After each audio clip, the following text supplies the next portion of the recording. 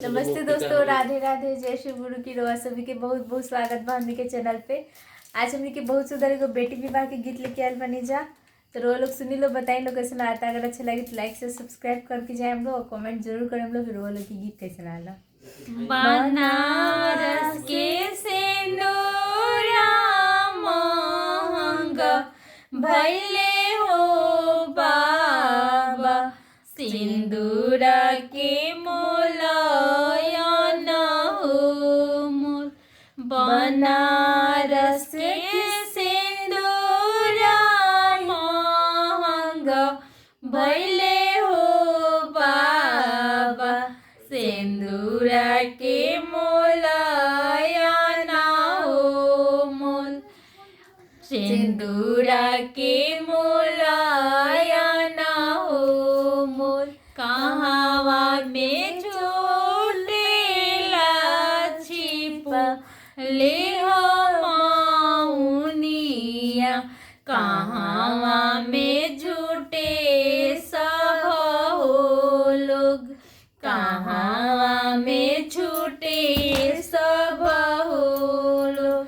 कहावा में छोटे लियामा हो हमारी, जिनका नाय ना डरे हो लोड, जिनका नाय ना डरे हो लोड। कोटी काने छूटेला छिपा लिहो मौनिया, मारावा में छूटे सब हो लोग, मारावा में छूटे सब हो लोग। बेदिया पर छूटेली भामा हो हमारी, जिनका नाय ना डरे हो लोग। बेदिया पर छूटेली आमा हो हमारा, जिनका नाय ना डरे हो लोग।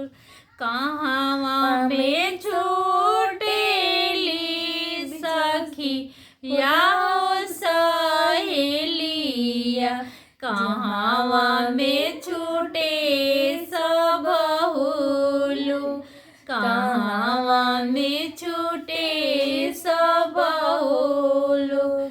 कहावा में छूटेली भाभी हो हमारी, जिनका नाय ना डरे हो लोग, जिनका नाय